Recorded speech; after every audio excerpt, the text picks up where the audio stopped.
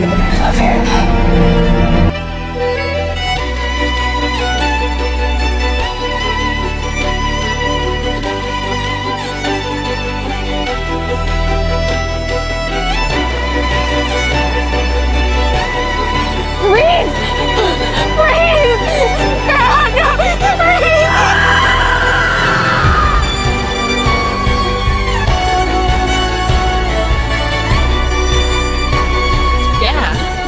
Part of adapting, yeah.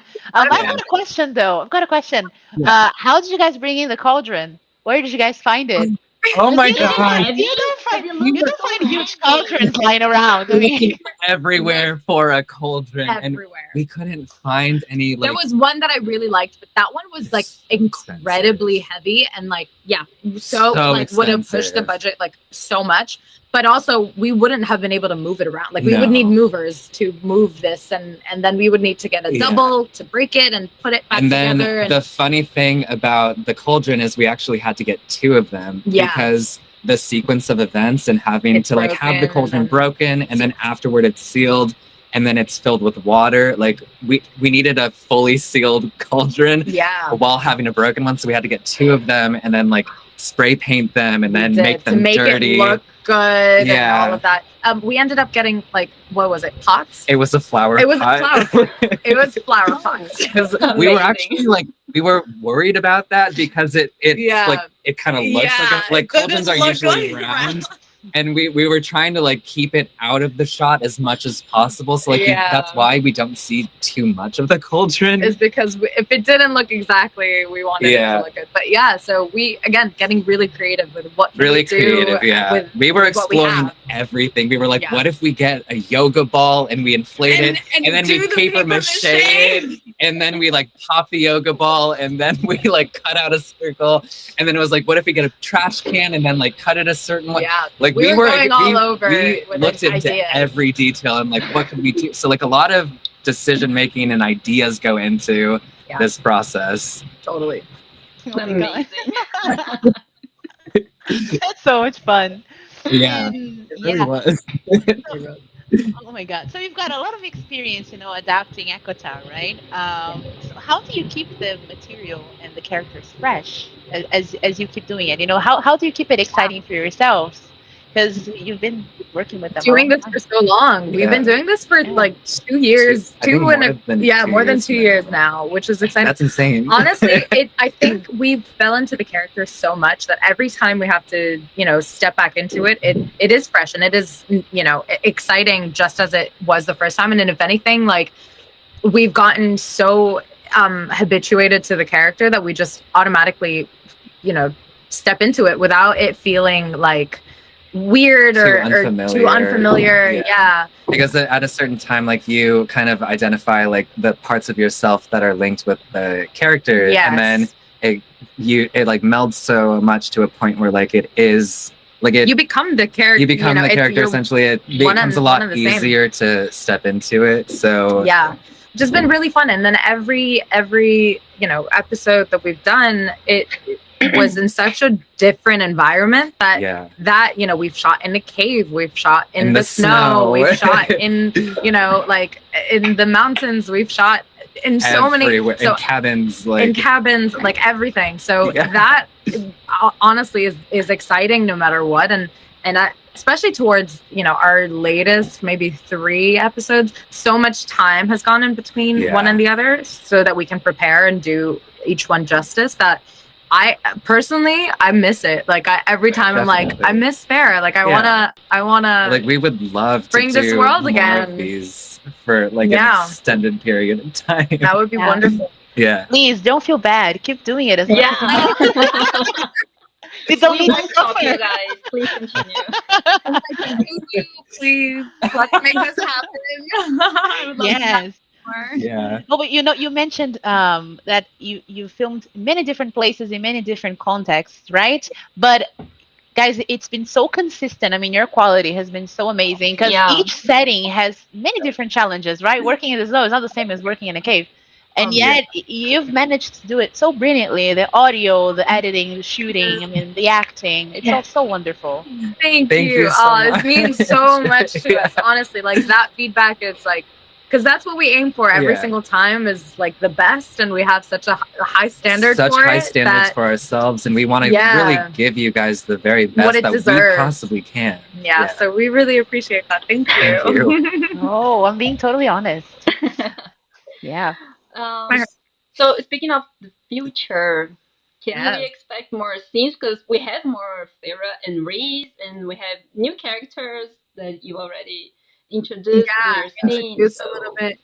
Our idea for ACOTAR was that this was the final complete one. So I don't foresee us doing more ACOTAR. We kind of did leave it open-ended in a way that, you know, if we ever wanted to step back into it, we have established so much, like you just mentioned, that we could. But I don't foresee that happening right now, especially since we are currently back into our original series that we have, I believe, mentioned last time, but we stepped away from it to finish this one and everything.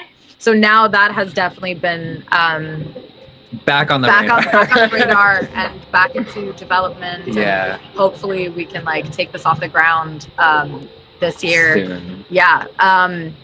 Or, you know, and that's another thing that I'm like also putting out in the world is hopefully we will get to step back into them just with Hulu. That really is something that I'm the ultimate goal and hope is just that we could continue the series on in that regard. But aside from that, we are putting all of our focus back onto our original series. Yeah. But if you were to come back to this project, would you rather be Farah and Reese again, or be just behind the scenes, like directing a Cassian and Nesta scene, something like that? Definitely Farah and Reese. My love for Farah and Reese is like, I just get so much fulfillment just playing them and portraying them and bringing them to life. It's a lot of fun. It's a lot of and fun. The fact that you and I get to do it together. Yeah, that is the best thing. It's so much fun to be able to say like, hey, I get to do this with my best friend. Yeah. And like on all sides of it, like the production side, the post-production side, and the acting side itself. Yeah. Because that's such a fun experience to be able to. It's so special. I wouldn't do it with anyone else on the planet. No.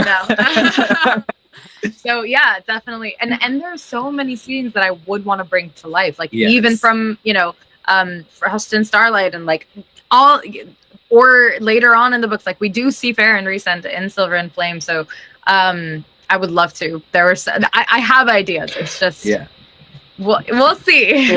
One day, who knows? One day. Yeah.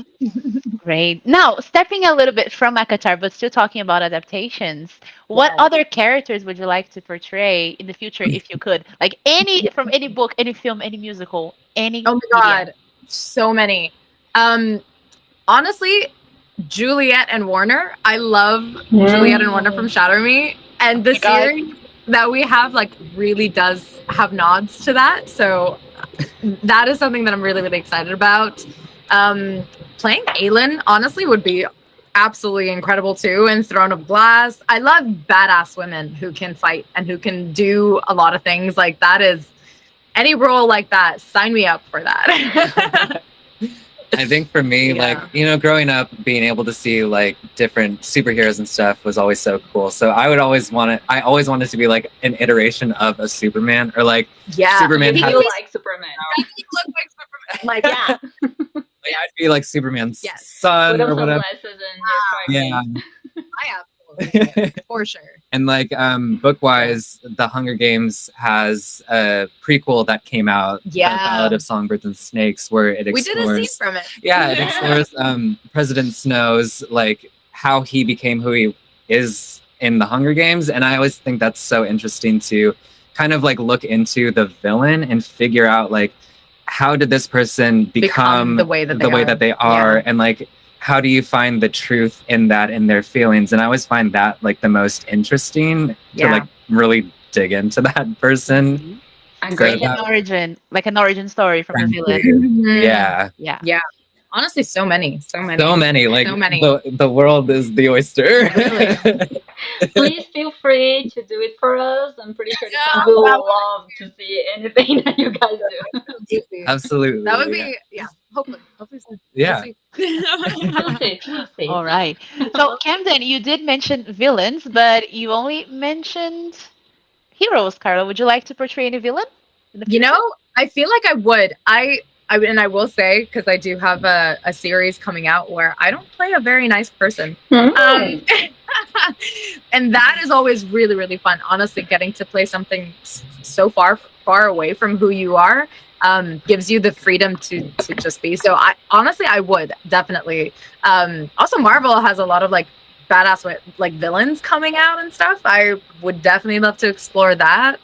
And also taking some, the traditional concept of a villain and then humanizing them and putting in a lot of layers where, what I enjoy in portraying or bringing those types of characters to life is like to get people to empathize with them while also acknowledging that what they're doing is wrong, but having that gray area of like, but I understand, it's just that this character is doing this that way instead, and I would have done it this way, but I feel for this person. So yeah, bringing the nuance to the characters is definitely something I'd love to do. That's always like my biggest thing is that you never want to play something evil just to like be the antagonist. Like you don't want to be mean just for the sake of being mean. Like you have to approach it from a point of like, why did this character get there? Like, is it because something bad happened to them and then they're just using it as a security blanket to protect themselves? Like, it's a lot more like intricate than that, and that makes it more fun